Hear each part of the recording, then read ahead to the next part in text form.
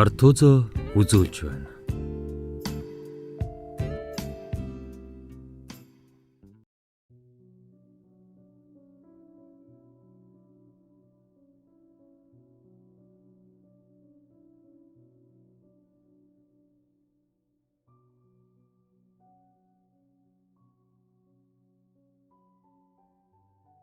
Гашуудалтай цагаан сар. Олон жилийн өмнө би ээжигээ маш харамсалтайгаар алдаж байсан юм. Удахгүй цагаан сарч боллоо. Иймэрхүү баяр ёслолын үеэр би бүр их ээжигээ санах юм да. Хүн гэдэг тэгээд алдсан хоноод ухаардаг амьт юм. Аав ээж хоёр маань их бага залуудаа нийлцгээсэн хоёр. Ээж маань дөнгөж 16 настай, харин аав маань 17 настайдаа нийлсэн гэсэн. Би гэдэг хүн чинь айлын бага эрх шар охин, дээрээ 3 ахтай. Ганц охин дээрээс нь айлын бага гээд аав ээж ах нартай би чинь маш их эрхэлж өслөө шүү дээ. Хөдөө өсөж торинсог хэрнээ шаав шар царайтай. Намайг хүүхдүүд Америкийн шар гэж хочилдог. Би ч тэрэндээ үнэхээр дургүй. Ээж аав руугаа яагаад намайг шар царайтай төрүүлчихсэн юм гээд л уурлана. Манайх гэдэг айл 200 гаруй бог малтай. Бод мал нь нийлээд л 20 гаруй тоног л байсан байх. Тийм баян тансаг айл биш ч гэсэн хоёр идэхгүй хоосоо хонохгүй л амьдардаг байлаа. Ээж маань айлаар ороод ганц хоёр голиож ихэр нар хамб нандин чавг гээд нарийн нандаа олцсон амттнаа надад нууцаар авчираад л өгнө. Харин би тэрийг нь мэдэхгүй 3 ах нартаа гайхуулж байгаа л идэндээ. Хөдөөгийн амьдралч 24 цаг л ажилдаг их завгүй ажил шүү дээ. Зундаа дэлгэр сайхан зустагч өвөлдөө бол үнэхээр хүнд. Хатуу өвөл таарвал тэгээд хэдэн малаа алдаад л дуусна. Тэр нэгэн 100 хамгийн том ах маань хот руу явлаа. Тэнд очиж ажил хийж амьдралаа босгоно. Би 90 цент хүрлээгээд гэрээ орхиод явсан юм. Муу ээж минь уйлаад л үлдэж билээ. Том ахыг явсны дараахан дунд ах цэрэгт явлаа. Манайх гэдэг айл хүн бүл цөөрөөд л дөрвөлээ боллоо. Ах маань хондоо явж харин би ишиг хургаа хариулна. Өвлийн бэлтгэлийг баг цаг базаасан ч гэсэн санаа зовоостой. Муу аав ах хоёр минь их л ажил нугалдаг байж билээ. Би уг нь тэр жил сургуульд орох байсан ч сургуульд явахгүй гэж уйлж унтсаар 1 жил үндсэн юм. Харин муу ах минь угаасаа айлын дундах надаас 2 насаар л ах. Тэгсэн хэрнээ их хигжүүн ухаалаг ажилч хичээнгүй хүүхэд. Ах маань сургууль сурахгүй мал малнаа гэд шийдээд сургууль сураагүй. Харин ээж аав хоёр охин хүүхэд эрдэм ном хөөх хэрэгтэйгээд үглэнэ. Би яг дараа жил л сургууль цууя гэж аав ээжийг ятгасны эцэст зөвшөөрүүлж чадсан юм. Ингээд хатуу үйл эхэллээ. Тэр жил үнэхээр зод болсон юм. Цагаан сар ойртож байсан тул манайх цагаан сарын бэлтгэлээ базаагаад бас дээрээс нь зудтай үйл байсан учраас мал хуйгаа минь давж үлдэх гэж хэрэндээ л бид дөрөв хичээнэ. Ах маань их нэртэй болсон. Цагаан сараар эхнэрээ авчирч танилцуулна гэсэн гээд л ээж аав хоёр минь бөөн баяр хөөр боллоо. Цагаан сар болохоос ердөө 4 хоногийн өмнө тэр аимшигт зүйл болсон юм. Өмнөх оройн нь манайх гэдэг айл буузаа хийгээд герман халууд үгээд л гэр дүүрэн инээд хөөр. Манай гэр бүлийн хамгийн аз жаргалтай өдрүүдийн хамгийн сүүлийн өдөр тэр өдөр байсан. Аав гурил илдэж, ээж чимхээд, ах буузаа манад, би ч буузаа тоолж өрх ажилтай. Хөдөөний цагаан сар өргөн дэлгэр болдог тул манайх 1800 гаруй бууз хийнэ. Ингээд хар дарсан зүүч шиг тэр хар өдөр ирлээ. Маш их шуургатай өглөө биднийг өгцөн юм. Аав гаднаас орж ирээд 2 адуу шуурганд уруутчихсан бололтой бушуухан араас нь яваад ирээгээд нэг ая халуун цай ууж аваад мордлоо. Ээж ах бид гуравч аавын араас санаа зовон үлдэнэ. Бушуухан л олдоосоо билээ ядаж байхад нь ямар амар шуурч байна. Тогтохгүй юм байх таа гэж ээж минь өглөнө.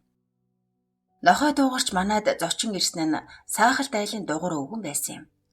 Танаа 2 адуу арын ууланд байна. Би дөхүүлэх гэсэн явдаггүй. Өө тийм үү. Манай хүн өөр тийшээ хайгаад явчихсан. Одоо яадаг вүлээ? За яах вэ? Ах нь араас нь явъя. Харин миний дүү ойрхоноор нь яваад 2 адууга авчир гээд явлаа. Ах маань ч дулаан хувцлаад мордох гэтэл миний хүү гадаа амар шуурч байна. Ээж нь явъя. Миний хүү дүүгээ хараад гэртээ дулаан байж бай. Нүдгүй шуурчих юм бол төөрчхнө гээд ээж минь явлаа. Ах бид хоёр ч галаа өрдөөд ээж аав хоёрыг хоёуланг нь хүлээлээ. Харуу бүр юуч болж ойрхон явсан ээж маань эрэлгүй ихэд удлаа. Ах бид хоёрын санаа зовж ах араас нь явъя гэсэн ч би айгаад байна гэд ахыг явуулсангүй. Орой болоход өнөөх шуурга улам ширүүснэ. Аав дугар ах, ээж ч алга. Галынхаа дэргэд хоёул суун би рүүгээ нулимстай нүдээр харцгаана. Хин хинийгээ түшин унтчихсан байлаа. Нохой уцах чимээнээр сэрэн ээж ирж байна гэд баярлан хүлээтэл ээж биш аав байлаа. Малгай нүүр нь нийл цанх үүрэг болчихсон 2 хацар нь улаан болсон байв. Миний 2 хүү ээж нь хаачав? Ээж арын уулнаас 2 адуугаа олж ирнэ гэд явсан. Юу? Хизээ? Өдрөл явсан, одоо болтол алга байна. Юу? Яадаг вүлээ? Өдөрт ирчихсэн байх ёстой шүү дээ. Гээд за миний 2 хүү гэрээсээ огт гарч болохгүй шүү. Миний хүү дүүгээ сайн хараарай. Дүүгээ ганцаарнг нь үлдээвэ. Аав нь ээжийг нь олоод ирээгээд тоон руугаа нэг харснаа гараа галдын жоохон илч аваад л явлаа. Ах бид хоёр шүнжин ээж аавыг хоёуланг нь хүлээсэн ч тэд ирсэнгүй. Гэгээ орж өглөө болоход өнөөх шуурга намдчихсан өчигдөр шуурсан билүү гэмээр нам гүн байлаа. Ах бид хоёр гадаа гарan арын уулын зүг харлаа. Гэрээс харахад 2-3 километр хүрэхтэй өгөөтэй газар тэгж удна гэхээр ямар нэгэн муу зүйл болсон юм шиг совин татаад болдоггүй. Айгүй бол ээж ойрхоноор нь дугар ахын дороод хонсон байж магад тэр хоёр одоо хүрээд ирэх байхаа. Хоёулаа хоолоо хийгээд хүлээж байгээд бид гурилтай хямцагтай шүл хийлээ. Хэн нэгэн ирж байгаа хөлийн чимээнээр баярлан хүлээтэл аавын минь царай гунигаар дүүрэн орж ирлээ. Араас нь дугар ах бас 2-3 хүмүүс ч орж ирэв. Дугар ахын эхнэр болох Думаа эгч бас ирсэн байв.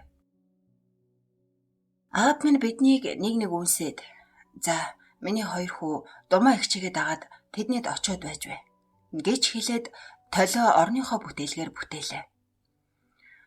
Думаа эгч ахыг хувцас өмсөрөө гэж зөөлхөн хэлээд намайг хувцаслаад гэрээс авч гарав. Би явах замдаа гэрлүүгээ хартал аав гарч ирээд өрхөө бүтээж байгаа харагдав. Тэр үед л би ээжигээ алдснаа ойлгосон юм. Ах минь ч аль хэдийн ойлгочихсон байх. Дөнгөж 9 настай гэхэд дүүгээ бодоод нэг ч уйлаагүй. Харин дугар ахынд очиход Думаа эгч биднийг үнсээд хөөхий дөө ийм жоохноороо гиснээ буруу хараад уйлахад би дагаад уйлсан. Ах минь намайг тэрврээд бид хамтдаа зөндөө их уйлсан. Хөөх юм уу ээж минь ямар их даарсан болоо. Ямар их амьдрахыг хүссэн бол. Хүүхд өдрөөгөө ямар их тэмүүлсэн болоо гэж бодохоор л үнэхээр хэцүү байдаг. Хүн бүр баярлаж байхад манах гэдэг айл ээжигээ шинэ нэгний өглөө хөдөөлүүлчихэд гашуудалтай сууж байж билээ. Ах маань эхнэрээ дагуулад ирэхт нь тийм дүр зурагтай бид хүлээж байсан. Одоо бодох төдийд л үнэхээр аимшигтай санагдаж байна. Муу ээж маань дөнгөж 37 настай цэл залуух нараа бурхны оронд очисон доо. Муу ээжигээ маш их санаж өгөөлдөг байж билээ. Аав минь өнгөрсөн жил бурхан болсон. Ээжээс минь хойш өөр хүнтэй ч учралгүй хүүхдүүдийнхээ төлөө амьдарсаар насыг эцэлсэн. Одоо болтол аав ээжийг яг хаанаас олсон, ямар байдалтай байсан гэд бидэнд нэг ч үг хэлээгүй. Харин хаяахан орой ганцаараа орондоо уйлж байхыг нь ах бид хоёр их сонсдог байсан. Бид дараа жил нь тэр газраас нүгээд дахиж тэр газарт очоогүй. Одоо ч нутагтаа очихороо тэр зүг рүү очих гэхээр их хэцүү санагдаад очиж чаддаггүй юм. Малчтын амьдралч үнэхээр чанга шүү. Зундаа очиод гой сайхныг нь мэдэрдэгч өвөл хаврын хэцүү зэврүүн цагийг зарим нь юу ч мэддэггүй. Цас орж хүйтэрч шуурч байна гэхээр л миний сэтгэл тавгуутж хэн нэгэн малчин айлд дахин ийм зүйл битгий тохиолдосоо гэж бодох юм да.